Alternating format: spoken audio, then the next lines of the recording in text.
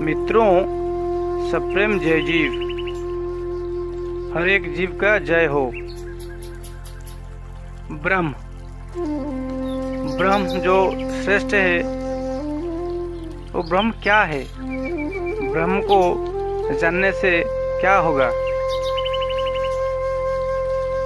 ब्रह्म है सबसे महान, सबसे श्रेष्ठ। जब एक ब्रह्मज्ञानी हो जाता है, कोई ब्रह्म को प्राप्त हो जाता है, वो ब्रह्ममय हो जाता है। वो जीव जब ब्रह्म ज्ञान को प्राप्त कर लेता है, ब्रह्म ज्ञान को उपलब्ध हो जाता है, वो खुद ब्रह्म हो जाता है। उसमें कोई भ्रम नहीं होता है, वो तत्वज्ञान हो जाता है। उस जीव में और ब्रह्म में कोई भेद नहीं रह जाता। जैसे एक पदार्थ विज्ञानी को हम एक ईंट के अंश देंगे और पत्थर के अंश देंगे, वो बोलेगा ये पत्थर नहीं है, ये ईंट के अंश नहीं है, पत्थर का अंश नहीं है, ये एनर्जी का एक स्थूल रूप है, एनर्जी का एक फॉर्म है। क्योंकि वो उसको पता है हर पदार्थ, हर कण, हर अणु परमाणु एनर्जी का एक बंडल है। लेकिन जो साधारण आदमी है, जो साइंटिस्ट नहीं है, जो पदार्थ विज्ञानी नहीं है, उनके लिए ये पत्थर का खंड है, ये एक ईंट और पत्थर का अणु है। इस न्याय से जो ब्रह्म ज्ञानी है, उसके लिए सारा संसार ब्रह्ममय हो जाता है। जैसे पुराण में वर्णित है, प्रहलाद ने अपने पिता के सम्मुख में ब्रह्म को नरसिंह अवतार को एक खम्भ से निकलाया। इसका मतलब क्या है? इसका मतलब है जो ब्रह्म ज्ञानी हो जाता है, वो सारा संसार को ब्रह्ममय देखता है, वो ब्रह्ममय मानता है और ब्रह्ममय से वो एकात्म हो जाता है। प्रहलाद के जैसे ब्रह्मज्ञानी को ये शोभा पाता है, वो जिधर देखें, जिस पदार्थ में देखें, जीव या पदार्थ में, वो ब्रह्म को प्राप्त कर सकता है। वो बात अलग है। लेकिन जो साधारण मनुष्य है, जो हिरण्यकशिपु जैसे राक्षस है, जिन सब लोगों में काम, क्रोध, लोभ, ईर्ष्या, द्वेष, इस षड्रिपु है, जो कलुष है, वो जड़ में ब्रह्म को नहीं देख सकते, नहीं पा सकते। जैसे पानी है और बर्फ भी पानी है, और जलीय वाष्प, जो वाष्प है, वो भी पानी है। लेकिन साधारण आदमी का जो प्यास है, कौन से मिटती है? कौन सा मिटाता है? वो साधारण जल मिटाता है, क्योंकि वो उपलब्ध है पीने की फॉर्म में, पानी की तरह। बल्कि बर्फ भी पानी है और बाष्पीय जल भी पानी है, लेकिन वो थोड़ा सा समय सापेक्ष है। वो डायरेक्ट हम नहीं पी सकते, वो हमारा प्यासा नहीं मिटा सकता। इस तरह जो हम देखते हैं, सुनते हैं, कहते हैं, वो सब ब्रह्म है। लेकिन एक उसमें कंडीशन है, आप पहले आपको ब्रह्म ज्ञानी बनाओ। आप जब ब्रह्म ज्ञानी हो जाओगे तो सब ब्रह्म हो जाएगा। लेकिन उसके पहल हम सबको ब्रह्म नहीं कह सकते, हमारा कोई औकात नहीं हम सबको ब्रह्म कह सके। इसलिए जब तक हमारा दिमाग में भ्रम है, इल्यूजन है, द्वंद्व है, संशय है, हम ब्रह्म ज्ञानी नहीं हो सकते। और जड़ों तत्वों से, जड़ मूर्ति से हम ब्रह्म को नहीं पा सकते। इसलिए अनंत काल से जो ब्रह्म में जीते हैं वो ब्रह्म को नहीं पाते हैं। जो ब्रह्म को पाते हैं उनके मस्तिष्क में भ्रम नहीं होता है, वो अदैत्य है, दैत्य नहीं है। उनके दिमाग में दैत्य का एक बूंद भी नहीं है, एक कण भी नहीं है। जीव ही ब्रह्म है, जीव ब्रह्म से अलग नहीं है। जिस जीव में भ्रम नहीं है वो ब्रह्म है। जीव जो काम, क्रोध, लोभ, ईर्ष्या, द्वेष को अतिक्रम की हो चुकी है वो ब्रह्म हो जाता है। ब्रह्म हम किससे कहते हैं? जो ब्रह्म चिन्मय अविनाशी सर्वरहित उर्पूर्वासी, जो ब्रह्म है वो चित्तमय है, सबसे अलग है, उर्पूर्वासी, हर एक जीवित शरीर में रहता है। तो कंडीशन है जो ब्रह्म को ढूंढते हैं वो पहले खुद में देखे और हर एक जीव में उस ब्रह्म को प्रतिष्ठित कीजिए, करे, और खुद में और खुदा में कोई अलगपन ना माने। खुदा खुद से ज्यादा है ना जुदा है। खुदा हम ही है, हम जैसा है खुदा ऐसा ही बन जाता है।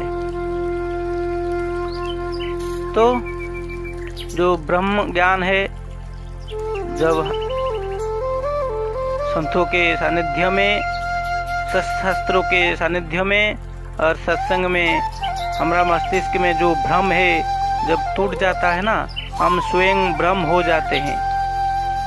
अलग से लाने का कोई जरूरत नहीं, क्योंकि हम खुद ही वो है। हमारा अज्ञान हमसे, हमारा स्वरूप से हमको अलग करता है,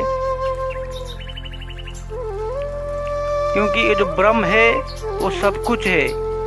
वो ब्रह्म दृष्टा है, वो साक्षी है, वो चिन्मय है, चित्तमय है और सत्य है, जो अनंत काल से है, अभी है और आगे रहेगा। वो ब्रह्म है, चित्त है, वो जिसमें संकोचन प्रसरण होता है, जो गतिशील है, जो संकल्प विकल्प में घेरा हुआ है, जो कुछ सत असत करता है, कुछ गति करता है, वो ब्रह्म है। और तीसरा है वो आनंदमय है। जो ब्रह्म के 3 लक्षण है वो सत्य है, चित्त है, आनंद है। तो इस लक्षण को लेकर आप ढूंढिए, खोजिए, ब्रह्म मिल जाएगा। ये सूत्र है। इस सूत्र से यदि कोई मिलता है उसे आप ब्रह्म कह सकते हैं, तो आप श्योर हो जाएंगे। ये सूत्र सच्चित आनंद एक सजीव जीव के लिए प्रजुर्य है, उपयुक्त है, क्योंकि सजीव जीव में जो अभी तक मृत नहीं है उसमें सत्यता है, सजीवता है, आनंद है। वो जीव ही सच्चित आनंद है। इस न्याय से हर एक जीव, जैसा हमारा शास्त्रों ने बताया है, 84 लाख जोनियों है। जोनी में जो जीव बैठा है शरीर धारण करके बैठा है, कोई सूक्ष्म जगत में है, कोई स्थूल जगत में है, कोई दृश्य में है, कोई अदृश्य में, वो सब ब्रह्म है। इसलिए पहला ब्रह्म को मानने के लिए पहला सत्य है। जिस मनुष्यों के हृदय में न वो खुद को ज्यादा समझता है न दूसरों को कम समझता है, जो बराबर समझता है वो ब्रह्म है। वो सबको ब्रह्ममय समझता है, खुद को भी ब्रह्ममय हो जाता है। पहला शर्त है, हर एक जीव को उस ब्रह्म स्वरूप मानकर सदैव उनके बारे में ब्रह्म के भाव में जीना चाहिए। जो लोग भ्रम में है वो जीव में ब्रह्म को नहीं ढूंढेंगे, नहीं पाएंगे। वो सदा सर्वदा के भ्रम में जिएंगे और जड़ों में जकड़ के रहेंगे, लाइफ लॉन्ग उसको पकड़ के रहेंगे और द्वंद्व में रहेंगे, संशय में रहेंगे और अपना मनुष्य जीवन का जो सफल मूल्यांकन है वो कर नहीं पाएंगे। उस मनुष्य जीवन का जो उद्देश्य है, जो लक्ष्य है, सच्चिदानंद को उपलब्धि वो नहीं कर पाएंगे, क्योंकि उन साधारण मनुष्यों के मन में द्वंद्व है, संशय है कि जीव और ब्रह्म अलग है, वो जुदा है। वो दोनों में फर्क समझते हैं, इसलिए वो चूक जाते हैं। गीता कहता है, वेदांतों ने कहते हैं, समम सर्वभूतेषु तिष्ठति परमेश्वरम। समम सर्वभूतेषु तिष्ठति परमेश्वरम। समान मात्रा से, समान भाव से, समान तरह से सब जीवों में परमेश्वर वो सच्चिदानंदमय आत्म विद्यमान है, वो रहता है। इसलिए हम सबको ब्रह्ममय समझना चाहते हैं। ब्रह्म ज्ञान के लिए हर एक ब्रह्म हो जाता है, लेकिन जो साधारण आदमी है उनके लिए जड़ ब्रह्म नहीं हो सकता, क्योंकि वो उनका जो सदा है वो अभी तक वो जड़ में जकड़े हुए हैं। जब तक वो जीव को पहले नहीं प्यार करेंगे, जीव के अंदर जो दोषादोष है, जब तक वो देखेंगे, हर एक जीव में, हर एक आदमी में जो दोषादोष है, वो गुण दोष है, उसमें रहेंगे, तभी तक वो ब्रह्म को नहीं पा सकते हैं। ब्रह्म को पाने के लिए एक शर्त है, जो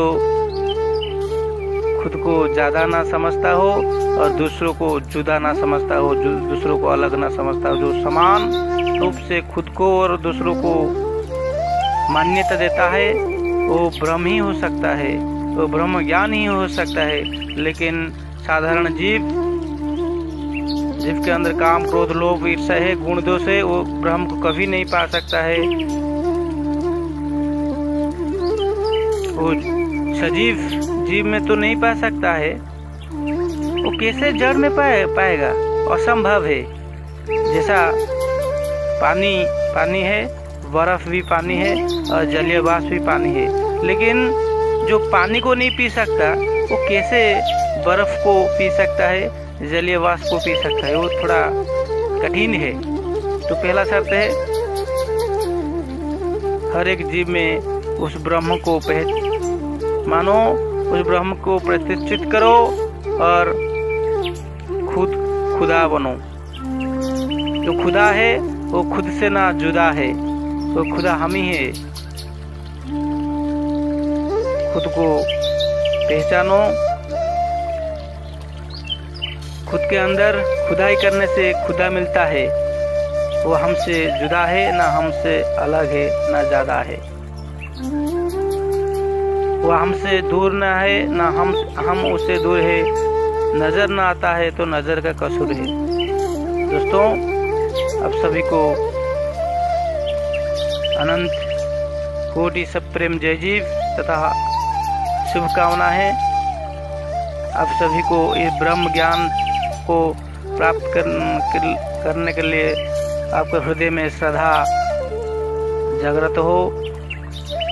ब्रह्म ज्ञान प्रति आप सबका लगाव रहे, इस शुभकामना के साथ मैं मेरा वाणी को विश्राम देता हूँ।